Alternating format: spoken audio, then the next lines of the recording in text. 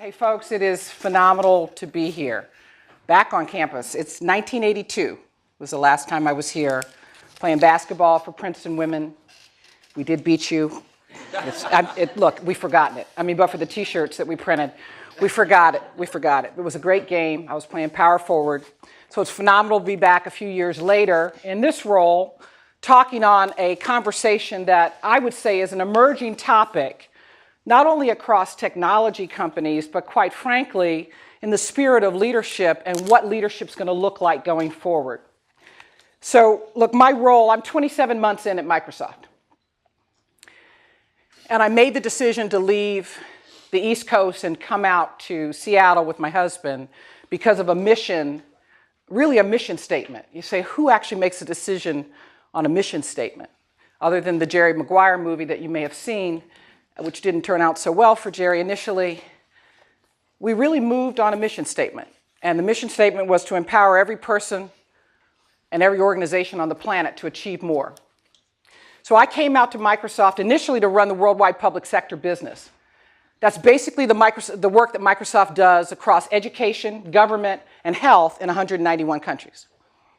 I then was asked about 6 months ago to take all of the industries, all the commercial industries, to include retail, financial services, media, comms, manufacturing, and to take that in a new way that we go to market. And so that's what I get to do. I circumnavigate the globe about 3 times a year, meeting with government leaders, industry leaders, all about this Microsoft portfolio, but also about issues that are affecting the globe. So the remit, if you do the quick math on the matrix, 6 industries that I have primary responsibility for across 191 countries, across the full portfolio of Microsoft, to include our cloud portfolio, like Azure, our intelligent cloud, our Dynamics 365 cloud capability, which is our CRM business apps, across Microsoft Office and Office 365, if you will, as well as all that we do in Windows 10, our operating system, and our devices, to include Minecraft, all the way to Xbox, as well as that really cool Surface, if any of you have it. I brought mine if we want to talk after. So that's the remit. And it's part of that journey that sort of brought me to this conversation around what constitutes the form of leadership that we need going forward, which fundamentally was not what I was trained when I was sitting in these seats a few years ago.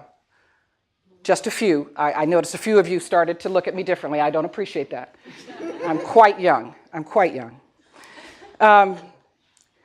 This new form of leadership is a mindset shift, and I did not have it immediately. This shift in mindset of what it takes to lead in a digital arena is really something that Microsoft spent a lot of time with. It's really trying to index on what does it look like. We use the words digital all the time. You're going to hear digital transformation in much of what I talk about. We hear the words leadership all the time, but when you put the two together, it's not as natural as you might think. And what is this new conversation around leadership in the digital era? And that's really where I wanted to just leave with you, and particularly those of you who are stepping into this space at the early part of your career. And I want to leave you with a little bit of a provocative message as well as a bit of a call to action. That leadership is changing. Not only is the pace of technology changing and how pervasive it is across work and home and all things that we want to do by avocation, hobby, interest, but also this conversation around leadership is changing. And it's changing because of the technology and, quite frankly, sometimes in spite of the technology. So let me highlight where I'm going with this mindset. Look, the world that some of you will adopt or inherit as you walk out of these doors is a different world than many of us had 35 years ago, 35 years ago, when we came out of doors like this. When you just look at the sheer size of the population and what stress that will put on resilience, on infrastructure. When you look at, for example, that smartphones will eclipse landlines. What does that mean for the network and the underpinning of smartphones and how we talk about privacy for the data on those phones? When you start to look at the fact how much data will be created, how is it stored, How is it accessed? What does it look like when that much data is being created for every human on the planet every second of the day? Look, for many of us in my generation, we thought of the jobs we would have. We actually started to map to the jobs we would have at high school and college. We started to talk about our careers. But we do have a phenomenon that is here. And whether you call it cobot, which is the collaboration of bot and human, which is some of the new technology and terminology, but this idea of living in a mixed reality world is real. And it's coming, and it's here in some places. What does that mean for jobs? What does that mean for displacement of jobs? What does that mean for people in categories that are ripe for displacement? And how are we ensuring that technology has the dividend that we anticipate? I love that last one. More conversations with your bot than with humans. Some of you, I see the eyes getting wider and wider. Some of you look pleased about that, and that's concerning. So I don't know what your family situation is, but if you would prefer the bot family reunion than the actual family reunion, we could talk about that as well. But fundamentally, this ability to engage with a bot with this form of technology, this mixed reality, this is part of the New World Order. But let me just set up for you that digital leadership is about not just building cool stuff. If you were on campus, the word wouldn't be stuff. I'll just say that. It does have the same starting letter. But we love to build stuff. Microsoft is an innovation. I mean, it's just a harness of innovation. We love to build innovative products, solutions, platforms. But this digital leadership conversation says there's something beyond building cool stuff. There's something about that goes beyond the responsibility of what we build to how we build and implement. There's something about digital responsibility that's part of this equation. And there's also something about inclusion. There's something about who we build it for. So the what, I came out of the generation of the what. What can we build? What's the design? What's the use case? Let's build, let's build. What's the model? But you're in a generation, quite frankly, and we have to, as a globe, as leaders, as entrepreneurs, have to start to define this more broadly. Have to define it with responsible digital leadership. Being willing to take on the rule of law, of policy, to take on even your own Department of Justice if you disagree with their perspective on privacy and privacy of data. The willingness to take on the less sexy stuff of how do you handle cross-border data? How do you handle privacy in the EU? What does it look like? What does AI really look like in terms of equity? How do you handle digital equity? And then inclusion. Who's benefiting from all this stuff, this cool stuff we're building? That's the conversation that we're calling, and I'm starting to, quite frankly, index on this conversation of digital leadership. And it's not just about how pervasive the technology is, it's about the reach that you have to have. A day in the life has to be able to start with a minister of finance in Botswana, move to the head of Rockwell Automation on a manufacturing plant floor, move to Cleveland Clinic in Abu Dhabi and talk about the future of the healthcare continuum, move quickly to JP Morgan Chase and talk about blockchain technologies, and move very quickly into the City Next conversation that's happening all around the world, particularly in Singapore and India and different parts of the world. That's what a day in the life of digital leadership looks like. And there is not one skill set, there is a multitude of skill sets that are needed to operate in this space. If you'll advance for a minute, Susan. You know, each year I go to the UN General Assembly. Last year, if you remember, the UN General Assembly, some of you may know what happened in 2015, but in 2015, 193 leaders came together at the UN and agreed on 17 sustainable development goals that would take our planet to 2030. 17 goals about clean water, about education, about health, about gender equality. The last time 193 leaders around our globe agreed to anything, I think we should just celebrate that. But we have these 17 sustainable development goals. Every year I go back to talk about what should companies like Microsoft be doing to drive that conversation. So last year I was in New York. President Obama at that time had asked all the tech leaders for a call to action for the Syrian refugee crisis. How do we address the refugee crisis? And all of us came to the table very quickly to talk about things that we might do, our technology. For Microsoft, it was Skype Translator. How do you translate if you're a refugee that falls into a camp, you don't speak the language there? We talked about how would we do digital literacy. Everybody brought, all of our competitors, we were around the table. Wonderful time with President Obama, Vice President Biden, George Clooney. I did have some focus there, but his wife was right next to him. But she was really, really quite bright. And we had a wonderful and deep dialogue about this. But in reality, the conversation that probably shifted my mindset the most was a conversation with 150 plus women from refugee camps. And these women sat on a panel and told me what the life in a refugee camp looked like. And that was the call to action they gave me. Don't teach me to sew in these camps. Teach me to code.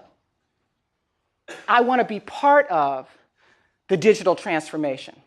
In fact, don't send me another program that takes me backwards. I want to go forwards. That was what got my attention on how pervasive not only technology, but if you don't have a shift in mindset, you're not even thinking about the reach that's needed with these technologies on who we need to be able to address, how far we need to go.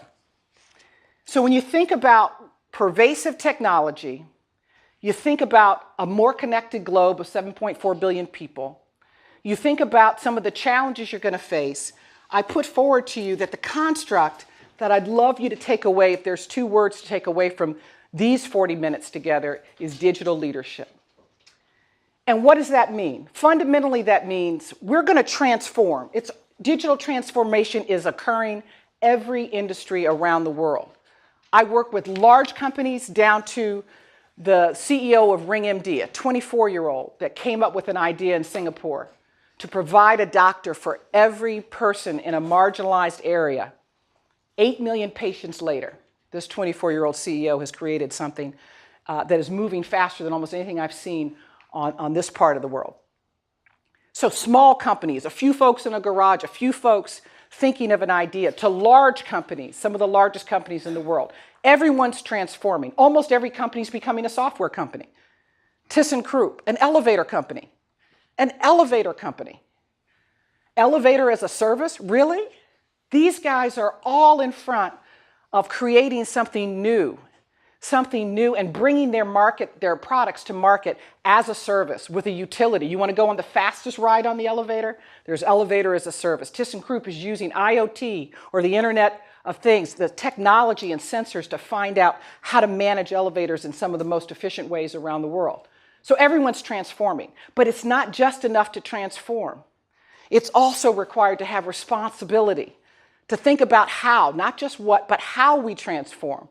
How do we stand on privacy? What principles do we stand as a company, and quite frankly, as a set of companies, as an industry? What do we believe in? What do we stand for as it relates to transparency or security or compliance? What do we stand for when we talk about artificial intelligence? How far are we willing to go? How far are we willing to go in bot technology? This is a conversation that we're having. And then finally, inclusion. It's in that Uber Venn diagram that I would argue and I would put forward to you that digital leadership is what's needed for everyone on the planet to think about the responsibility of digital leadership. So let me give you a few kind of examples and definitions here. When I talk about it, I'm not saying this is all Microsoft. You've seen some of these headlines. When you look at the charts, you know that every company is trying to work through this conversation about where are they going to fall on a digital leadership continuum. Whether it's IBM in this conversation about new-collar jobs, the 1.8 million deficit they see in cyber jobs going forward by 2020. That deficit, they're trying to create more cybersecurity training for new-collar jobs. It's interesting, this quote from the J.Crew CEO, speaking to, I did not realize the disruption in retail that would occur with online retail, how it would compress the cycle from design, incorporate, if you will, design, concept to actual purchase, how that's being condensed with real-time purchase, real-time design. Did not know the disruption that would occur. When you look at, obviously, Facebook and all of the innovation that they are talking about here, what they're trying to do and invest in India in access 40% of India in rural populations that don't have access, not only don't have Wi-Fi access, they don't have access in many ways to the basic elements of the digital economy, making those kinds of investments. Obviously, Apple, all about their supply chain and the renewable, and setting criteria for their supply chain on renewable, the ability to drive renewable energy. And obviously, Microsoft. I don't know if you're aware that we are convening a digital Geneva Convention. Some of you don't remember maybe what the Geneva Convention was, so before I put digital in front of it, maybe I need to ground us there. But literally, we're talking about bringing countries together. What constitutes a cyber crime? What principles do we agree to as a set of countries around how we're going to enforce cybersecurity? This is a new conversation, an old model, Geneva Convention, old model, but in a new context. This is the conversation that companies are having. And this is a conversation that requires digital leaders. And each of you has got to start to think about whether you're in engineering. I came to this conversation through economics, through modeling. Whatever way you get to this conversation, you've got to think about principled ways to consider how you want to go forward in technology. Because the technology will allow you to go much further than our rule of law, than our policies, than our regulatory environment, even sometimes beyond the human domain. So with that, let me just give a couple examples. We talk about digital transformation at Microsoft in 4 pillars, basically 4 ways. Every customer, and please feel free to check me on this, go on our website, take a look. Every customer that we serve, we talk about digital transformation in 4 ways. We first start talking about how do you engage your customer. Let's transform how you engage. If you're a hospital, how you engage in your patients. If you're a university, how you engage in your students. If you're a government, how you engage in citizens. If you're a manufacturing organization, how you engage in your employees, your plant workers, your technicians. How you're engaging. How do you change the collaborative engagement with your customers and then with your employees, number 2. Those employees that work for you, how are you changing that form of engagement? 3, with optimizing this legacy infrastructure that's very, very old and often very, very expensive to maintain. How do you modernize your operation with obviously cloud and cloud services and data centers that are current and new capabilities in hybrid cloud? And finally, probably the most exciting, how do you transform your business model? How do you go from a company that builds X to providing maybe solutions and services? Maybe you even enter a new market or you create a new revenue stream because you're changing your business model. A few examples of the transformation that we see. You know, it's interesting when you look, business leaders, 80% of them believe that they will be disrupted by digital and they're not ready. They feel it, they sense it, they're not ready. Certain industries are moving faster than others. You can imagine which industries might be lagging, which types of industries would be lagging. Health, very tough with the regulatory requirements. Financial services, very tough. Interestingly enough, insurance stepping out in front. Manufacturing out in front with mixed reality and various forms of technology. But some industries are really struggling. But they know they've got a challenge. And then almost, I think the word there is half, believe that their business model is going to change. So if you're just on the B school side of the engineering and you're learning, you're in this engineering program and you want to ultimately be a business person, you want to own your own business or work for a large company or a small company, the business models that you're learning in school, you've got to learn how to think about a business model. Don't get yourself wed to any one model because they're all changing. This is about how do you think about business models? How do you think with this rationale? A few examples. This is sort of a day in the life. These are all my customers. Whether it's Lowe's. Lowe's is using, you see what they have there. They have the HoloLens on. That's our mixed reality device. What are we doing? That's for kitchen design. That's so that you can literally use hand signals in a holograph to manipulate a holograph of what kind of kitchen you want to design before you purchase it. This is designed to purchase, real time, at Lowe's, holograph. The signals are incredibly cool. I just pretend like I'm using them sometimes just to show people, right? My kids think this is amazing. But when you've got that HoloLens on, it's not just about augmented reality. It's about mixed reality, which means you can see the physical world and the digital world at the same time. It means you can manipulate the holograph. That's what the future looks like, and the future is, in fact, now at Lowe's. Let's talk about students for a minute. We talk about some of the capabilities we do. In education, one of the challenges, I moved to the state of Washington 27 months ago. And Tacoma, which is a city in the sort of southern part of the state, real challenge on high school graduation. In fact, the state pretty challenged on high school graduation rates. In Tacoma, the high school graduation rate in 2010 was about 55%. Just over half graduating. So they came to Microsoft to say, hey, we want to use some machine learning, some big data, and some analytics, some predictive analytics to see, could we predict what are the conditions that create a child not graduating from high school? Let's profile it, let's find it, let's create the use case, and then let's test it, and let's determine how we can intervene before that time. So they started the process using machine learning, using big data, using analytics on our Azure cloud platform. And over time, pushed graduation rates from 55% to 82% they are now. 2016, last call was 82%. That's the shift that can happen with just analytics, just knowing when and how to intervene in the school process, in the educational life of these students. In 2015, Nepal had a huge, huge earthquake. Huge, probably one that pulled every resource out of the UN development program. Huge earthquake that hit. Interestingly enough, the UN reached to Microsoft and said, hey, we need help. And we started building apps immediately with partners on the ground. You know what the apps allowed people to do? These don't sound interesting probably in this context, but I want you to know that 2 days after the quake, we had victims of the quake using applications on debris management, categorizing the debris. They were paid through this app. They were given ways to sustain themselves and to rebuild their community.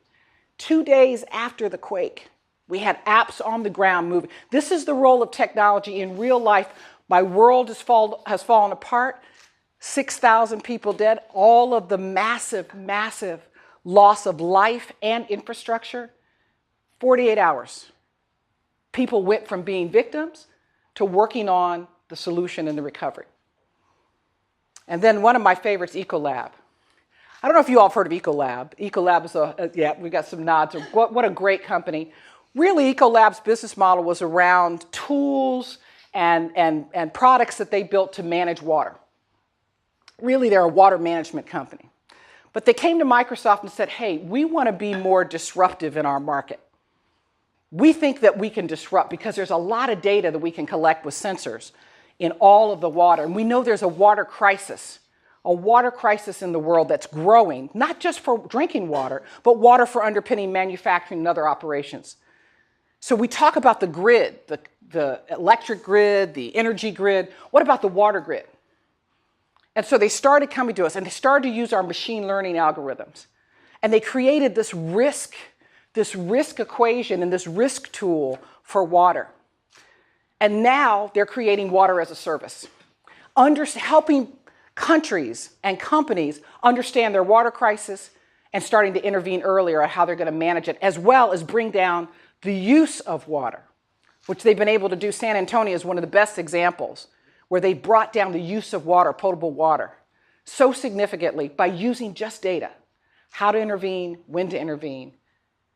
That's the kind of work that I have the opportunity to do, Microsoft has the opportunity to do, and quite frankly, you have the opportunity to do with these types of customers. But that's transformation. It's exciting, and this is our day-to-day, and boy, we love it.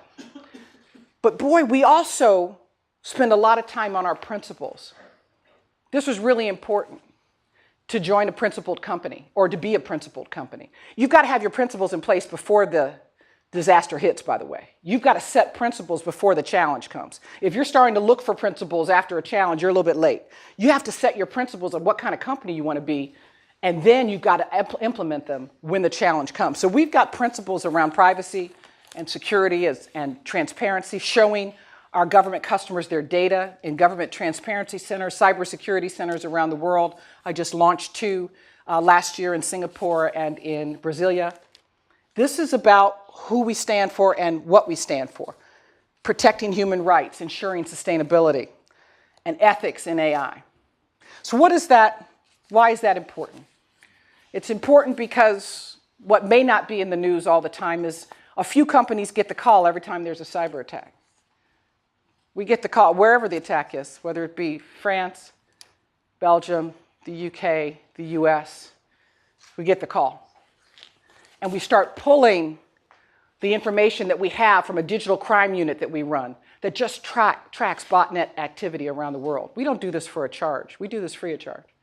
We do this, and we feed this information to Interpol. We feed it to the US. We feed information on what's occurring in the cyberspace. And this is the kind of challenge that we have to try to address. But not just cyber, beyond cyber, this AI conversation has been so amazing. We've been leading at AI, but as you lean into AI, you better have a point of view on privacy. You better have a point of view on the trade-offs. You better have a point of view on things like algorithmic bias. Anybody heard of algorithmic bias? What happens when your facial recognition doesn't recognize faces of people who are brown or have different facial features? People that look like me. What happens? Because we say coding is neutral. Well, coding is not done by neutral agents. People code. And are people neutral? Not always. It doesn't even mean malicious. It just simply means not aware. And so some of the new work that's come on algorithmic bias, I love the work from Joy, and I never get her name correct, Mwalabwini, I think, just recently did some work on the coded gaze, right? Some of you are nodding. Work that she's found on the bias, racial bias in algorithmic coding. GDPR, a new privacy standard for Europe is coming. A privacy standard that says that every European has the right to understand how their data is used in an algorithm. They have the right to be forgotten. They have the right to audit. These are changing the way we start to build applications and how we deal with privacy and data. Because if you're going to step into AI and you're going to lead in AI, you better know what the end looks like. And the end looks like a conversation about how far are we going to go and what are we going to protect along the way. That's why we're involved in some of these conversations. I just came from Hannover Messe. Hannover Messe is one of the largest manufacturing events in the world. And I was there with a number of Microsoft partners. And this was the conversation that was all over Hanover in Germany, all over. Humans and machines. We probably had 9 or 10 partners in production using artificial intelligence and bot technology, using HoloLens and mixed reality in the way that engineers and service technicians were actually doing work. And so the conversation was on human and machine. And it was on digital twins. If you haven't done the research on digital twins, I would invite you to take a look. Digital twin is the holographic twin of everything that's created in the physical world that we create in the digital world so that we can manipulate and train and work in the digital world before we have all of the consequences and implications of the physical world. There's some wonderful applications. Wonderful. Think about medical training a surgeon, where you can take a holograph and train and pull out the circulatory system and the nervous system and literally manipulate a holograph to train. Think about population health, remote telehealth, where we can take things to remote areas. Think about a jet engine like Rolls-Royce that would fill up this entire room. We couldn't move it here, but I could bring a holograph here and we could operate that jet engine right here. And I could teach you how to learn, how to train it, how to maintain it, right here in this room with the HoloLens. That's the future and the current. But it also concerns a lot of people. Where are the jobs going? Who's being affected by this? Inclusion. This is really about, and probably if I'm the last speaker of this series, and clearly we have saved the best for last, and I want to thank you for that. And that's how I'm receiving your feedback, I am. But probably let me save the best for last here. All of this matters when a digital transformation or a digital economy is accessible and democratized for everyone. And so there is a very real chance that if we're not purposeful about this conversation, that all the investments in digital transformation won't have the outcome that we're looking for. So we spend a lot of time on programs. Yes, Microsoft and our competitors do this. This is not an infomercial for Microsoft. This is a conversation that I want to have with you about how you design and build in the new world. Because if you're not careful, you might end up with something you don't anticipate. If you flip to the next slide, here's the study that was done by the World Economic Forum. And the study basically shows that by 2020, for every one digital job that is created for a man, 4 traditional jobs will be displaced. Now, that may be concerning to you. That's a 1-to-4 ratio, fair to kind of sit up in your seat. But I'd like you to sit up a little further in your seat, because for every 1 job created for a woman, 20 jobs will be displaced. Now, why is that? Now you get to put on the economics hat for a minute. Women around the world are disproportionately in labor categories that are ripe for digital transformation.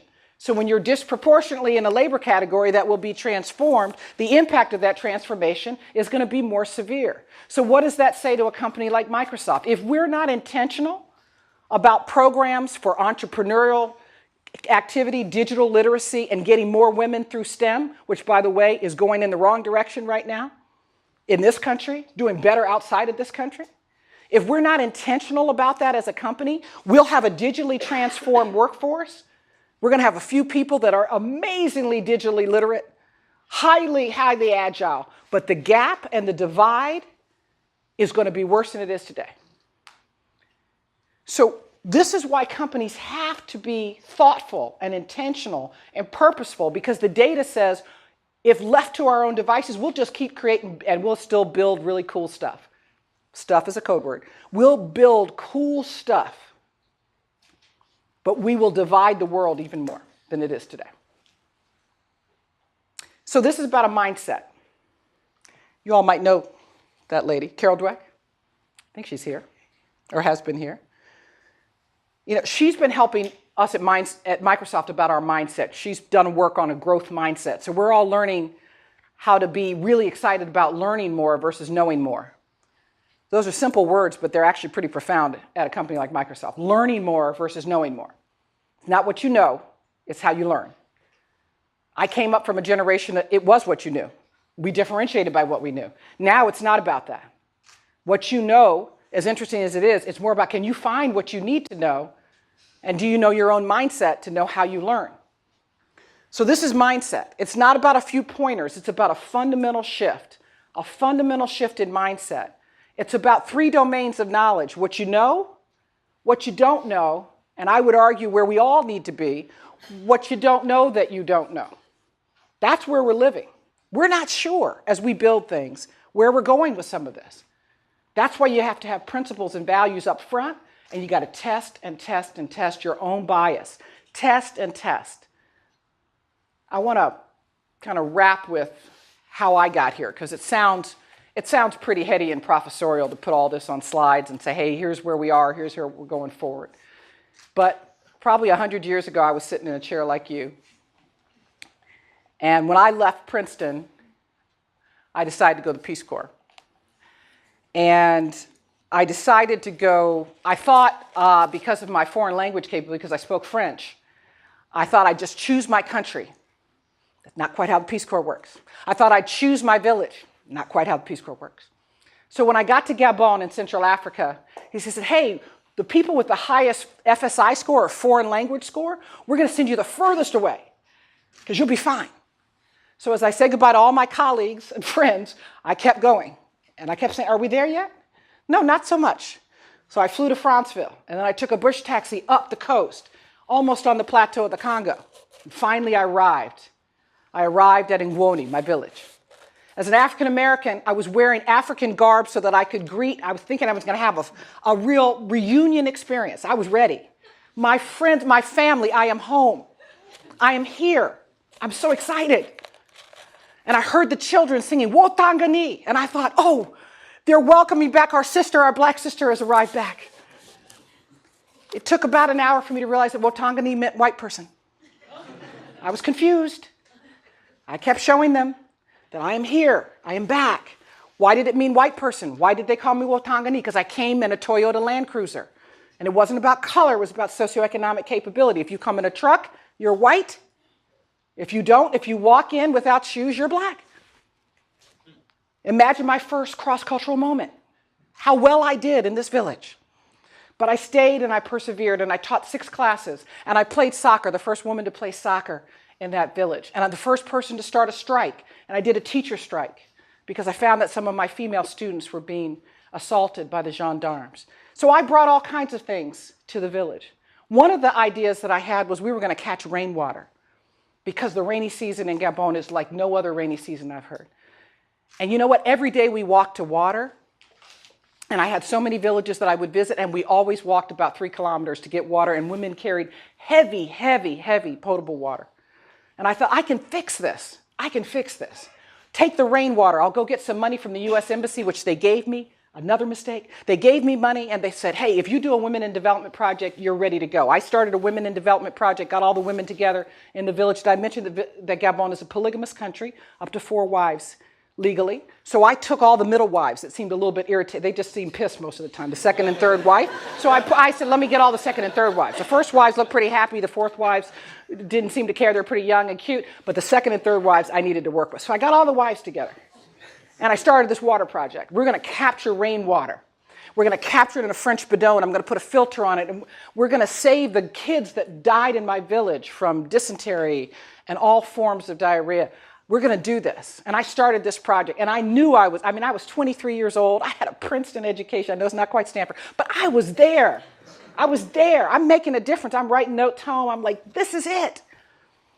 In the course of about 6 months, I also introduced divorce to my village. I introduced a level of chaos that is unimaginable. At 23, I had created a village that didn't get together in the middle of the village anymore and have festivals and have big bonfires. No, everybody stayed at their home. I had created New York City. I was in the Bronx. And so here I am at 23. None of the elders spoke to me. The women took the tools and traded them in for money that was more than their husbands could earn in a year. I mean, I had totally disrupted. Here's the lesson here. I had to go back and apologize to every elder. I had to go back and learn that the walk to water that I was fixing is not about, are your legs strong enough to go get water? That was a time of the day where Gabonese women would take the next generation and wrap them on their back or walk with them in the hand, and it was woman time. It was girl time. And I was trying to kill that so that I could get the efficiency of water. I did not realize what that walk meant. So if you go to Gabon, to my village, Ngwoni, go to Franceville, take the bush taxi 2 hours up, and you get to Ngwoni, are the water stations still there? Yes, they are. And older women use them, and when you have a new baby, they use them. But you know what? They still walk for water. They still walk for water, because the walk was not about the walk. The walk was about community. That's the lesson that I remind myself, that we all bring a bias. And technology will allow you to do so many things, but don't ever forget that when you're using the technology, it's not just the end. It's a means to an end. The end is still people and culture and fabric and principles and values. And we've got to use the technology to protect values. Those are timeless. Those are what you think about in your last moments on this earth, not how cool your device was. That was my lesson. I just want to leave it with you that digital leadership is what we're looking at as the new form of leadership going forward. It is more than the transformation with cool devices and cool technology. It is responsibly deploying that technology, being aware of how it's being consumed. And it's also about being inclusive to ensure that the digital dividend is in fact accessible to all. Thank you very much. Okay. I think we've got time. Good. Good. I believe we have some time for Q&A. I think we have some Q&A in the room and maybe a few folks. Yes, do we have mics going on? Or do we need mics? We don't need mics, even better. Okay. Yes, sir. I'm going to start with you. Thank you so much for coming. Thank you. So you talked about having principles when doing business in all these sorts of regions. And so there's a few things that popped into my mind, like blockchain and privacy. And when you're dealing with Europe, there's obviously a lot of division. on a subject, and when you're dealing with JP Morgan or something, there's probably a lot of division concerning blockchain and cryptocurrency. So how do you avoid sort of picking favors, or you walk around just sort of having a one-size-fits-all principle when you're dealing with these sorts of issues? It's a great question. So the question is around how do you then balance the various constituencies, whether it's a JP Morgan Chase and blockchain down to EU and privacy and model clauses and where we're going. There's probably, I would answer it in two ways. First, the principles around that Microsoft has put in place have really been there for a number of years. And principles around he who owns the data, the privacy of our end users, that they own their data. They are the only ones that can distinguish where that data should locate. Our ability to be able to locate that data for them, make sure that we can access and show them where their data is, as well as their ability to define how that data is used. That's one of the core principles. Another would be transparency. These are overarching principles. How transparent are we going to be with our source code? The fact that we open up our source code to every government in the world and show them exactly what we're doing if we're working in that country, that they have that full transparency. Those are privacy and transparency principles that I would say eclipse almost any organization. But you do bring up a conversation that we have even more, which is global and local maxima. There's a global maxima of things that happen where, if you will, the return is much larger on a global maxima. Where are you going to put your resources for a global maxima? Where are you going to put your investments of data centers? People ask me, where are you putting your data centers? Where do we put our infrastructure? You can look and do big math, I would call it, and say at the macro, there are a few regions that you have to be in. It's a global maxima. There is still a local maxima. How do you build a developer community in an emerging market? You can't sell to an emerging market unless you build an emerging market first. So these are the sort of trade-offs that we are making. And I will tell you that the track record that we've had has been really strong on certifications, if you know the Microsoft history. Certifications and compliance, privacy standards and principles, transparency is huge for us. But I will tell you on AI, we're really starting to define what we call the sort of cobot living. This is collaboration between bot and human. What is that going to look like going forward? And how do we ensure that that's complementary? It is not a replacement approach, but a complementary approach. That's where we're spending our time on new kinds of use cases. So the global and local maxima are the new terms that most companies are trying to figure out. What can we do at a global level, but what then still needs to be done at local? And where do we make trade-offs? But I will say to you, privacy, transparency, security, and compliance, all of you should push every company that's the size of Microsoft to actually codify for you what their stand is. And that's what we're going to start to do in the Digital Geneva Convention. So great question, great point. Yes, ma'am? Yes. I have a question, and it's probably two-pronged. One is that computers in general use an extraordinary amount of energy. So, when we talk about everything going digital, how everything going digital, well, energy, how much and where is it coming from? Is it fossil fuels? That's one question. Secondly, and related to that, is the other thing where when we have this, old computers, they no longer work, or smartphones, they no longer work, they get junk. They get shipped to countries like India, where people are using, sorting, separating, and there have been cases of actually permanent, health problems. In those places, even babies are being born, with severe disabilities. So there is also that downside. And so what is with this digital responsibility? What is that attitude? One is the usage of energy. The other is the poorer, underdeveloped countries. And it isn't just India. It could be any other country, where they're poor, they live in slums, and you see babies with deformed heads, or even adults with problems, health problems, with cancer and so on, because they're doing all the work that no one does here. No, it's a great point. So one of the things that we're doing on the energy side is, and technology can even help us identify what the sustainable algorithms are. So we're using machine learning to understand where the data centers that are driving the most energy usage, where they are around the world, not just for Microsoft data center, any data centers around the world. We do this with our customers. We use learning and data to understand where we get the highest efficiency so that we can load balance across for the highest efficiency and the lowest impact on the environment. And so remember, technology has this sort of two-headed sort of coin. The very technology that we're using, the power behind that for a data center can hurt the climate, can hurt the environment. At the same time, that same technology can be used to tell us where to focus our capabilities. So almost all that you should ask each time, and whether it's my company or any other company, is what are we doing in the balance? What are you doing? What have you learned on where in the world we should put data centers and what we can drive? And then are you holding yourselves accountable for the usage and the power that's coming out? What's your green plan, if you will, for your data centers and for all technology usage? We are also a supply chain company ourselves. We build things. We have about 13 plants around the world. We use probably the most sophisticated data algorithms to know which plants are emitting the least, if you will, impact on the environment and the drive and then load balance there.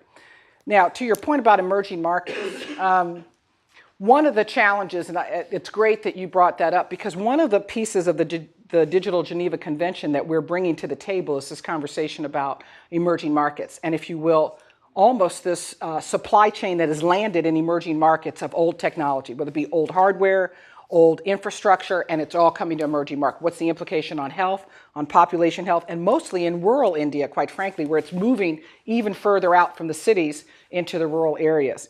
That's where we need all of not only the technology companies to come together, but countries to come together on what's our, if you will, Digital Geneva Convention. That's actually one of the pillars of the Geneva Convention that we're starting to bring together is how are we going to handle the waste, if you will, of technology, of hardware, and where does it go, and what are the responsibilities if you are dropping that type of hardware, what's your responsibility and liability as a company and as a country? So that's what we're looking to start to talk about. This is where we need to have a forum that's much broader than just Microsoft to have the conversation, but it's a great point. It's a great point. I have a quick philosophical question maybe on the cobot economy. Yes, so sir. as we move more and more to the cobot economy, and I mean, clearly there are 6 billion cell phone users, many who are basically customers for companies like Apple and Samsung and maybe even Microsoft. But if you fast forward that digitization, if I may call it a generation, not a few years, but a generation forward, it seems like there are too many people on this planet. And so the customers of Apple and Samsung and maybe Microsoft might actually have to decline to sustain. What's your view on that? Well, that's a great. So the question was around. It looks like there's too many. If we continue this sort of cell phone proliferation and the population on the planet, is our customer base going to decline over time in the IT space as a result? Especially once you get to that more fully digital economy. You know, to be honest, when we look forward, I know there was a recent Harvard study about even in manufacturing.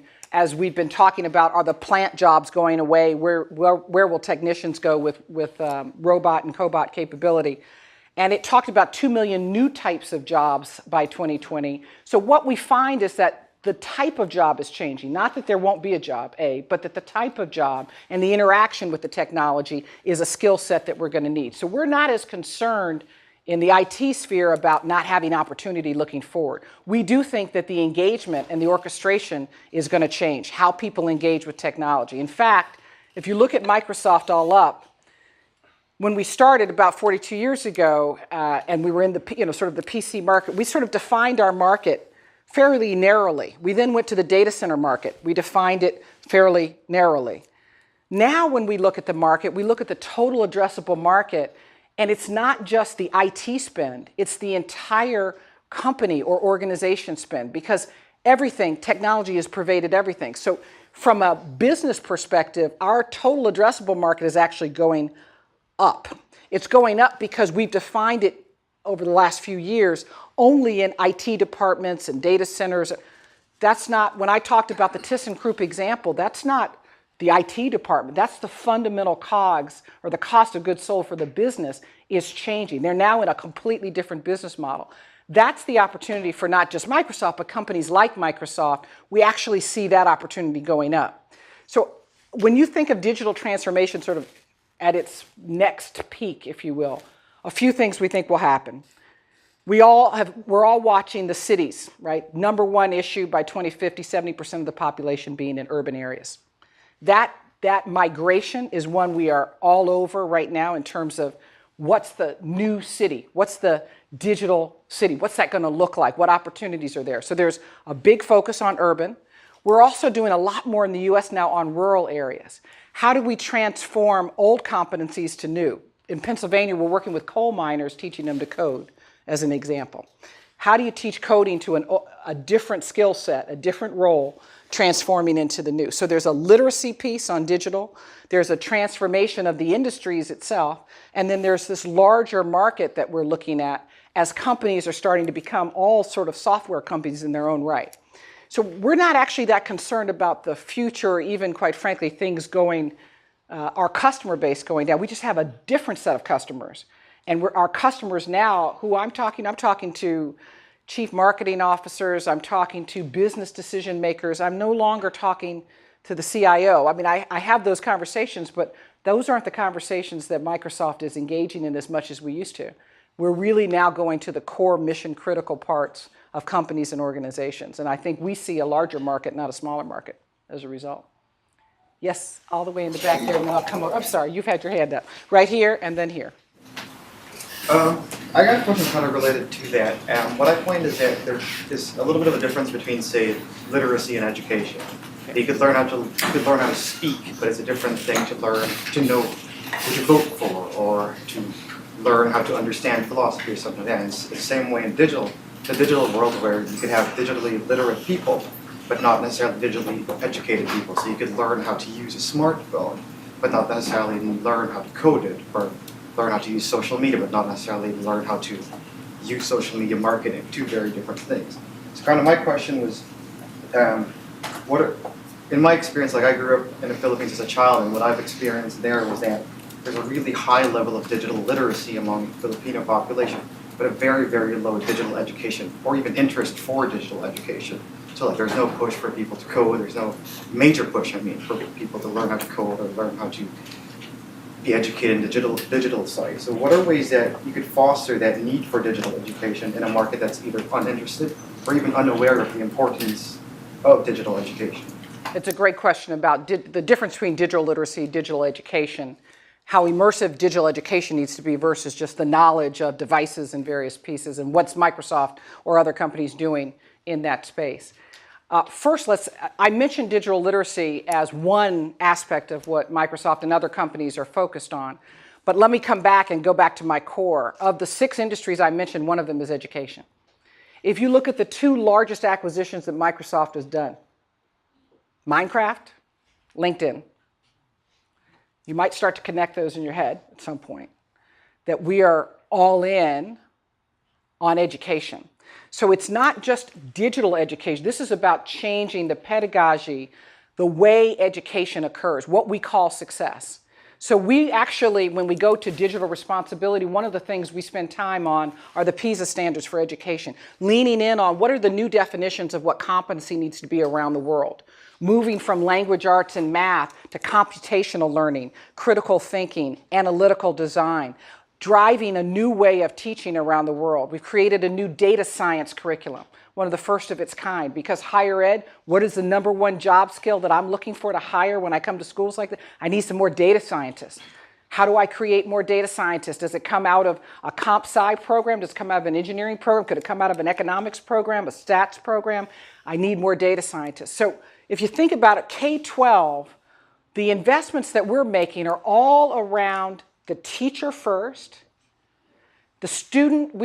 In this country, we've thrown devices at schools for a decade, and it has not changed the educational outcomes significantly. So here's what we do know. We know that it's not just about cool devices in schools. This is about educators that know how to work in mixed reality.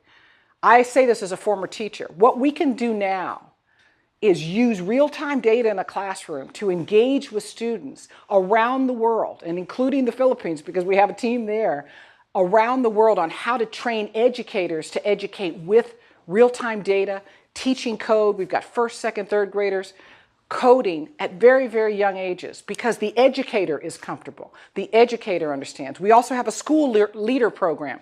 Guess what happens? Once you get educators, you got to get school leaders. You have to have school administrators that are willing to make the investments in digital education. So we have something called Microsoft Innovative Educators, a certification that we certify teachers around the world on how to teach in this new world order. And our goal is to get to every teacher certification program around the world so that teachers come out of school ready to teach with this. We don't want it to be digital education. This is education for a digital world. So we want this to be pervasive and embedded in education. And so I literally just left one of these conferences that we are driving this with everyone who's building capability. Make sure, a lot of these schools don't have a CIO. They don't have teachers that are paid in a way that they're going to go get trained on all forms of technology. We've got to make this easy, accessible, available, and really straightforward. And so on that point, education is probably our single largest industry and effort in Microsoft.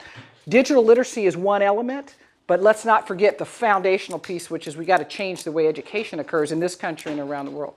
It's a great question. Ma'am, I'm sorry, you had your hand up forever. I apologize. Yes, it's very much related to that, and younger children right now, as early as infants, they're digital natives.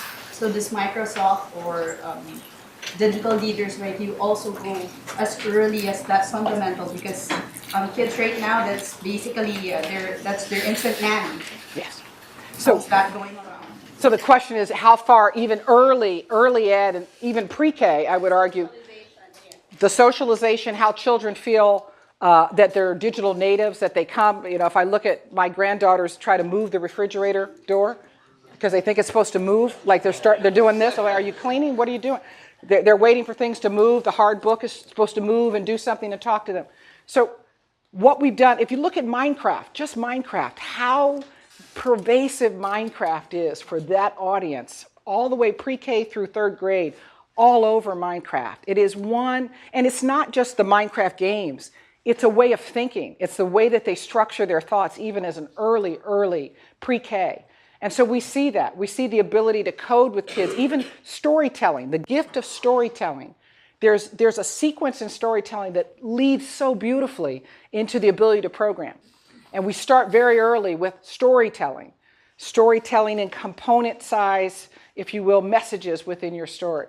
And so we tend to focus on right at about 4 or 5, pre-K to all the way through higher ed. That's pretty much our market. But I would suggest to you that all that we're doing on the consumer side with Minecraft, all that we're doing sort of for families to understand and trying to, quite frankly, broaden that so Minecraft has a menu that goes beyond. We know that there are boys that like certain things, girls, families that want to engage together. So I think you're on to something in terms of probably even earlier in the life spectrum. We probably need to go earlier, but our focus is really pre-K 4, 5, all the way through higher ed. And you're absolutely right. We find that Minecraft, and then let's think LinkedIn. What an interesting acquisition. The data on LinkedIn, unbelievable. So we're thinking about, well, how do we career path? How do we tell every country in the world what their labor market looks like? How do we take a LinkedIn capability and affect this jobs concern, this sort of reskilling, what we call middle skills, where you start reskilling people who are 25 to 65. Remember, when we talk education, traditionally we talk K through 12 and higher ed. But the single largest group of folks graduating right now, even in the US, are over 25. And that 25 to 65 is called reskilling people from one skill set into the digital economy. And that's where we think capabilities like LinkedIn are going to really help us coming forward on how to do that, how to connect people to the right opportunity. I have no idea where I am on time. I'm looking. Oh, okay. How are we doing? There's still a few hands, but you tell me what to do. No, we're done. All right. Not one more. Okay. I'm sorry Thank about you. that. Let's give Toni a big Thank you you very much. Thank you for a fascinating It was good. Thank you.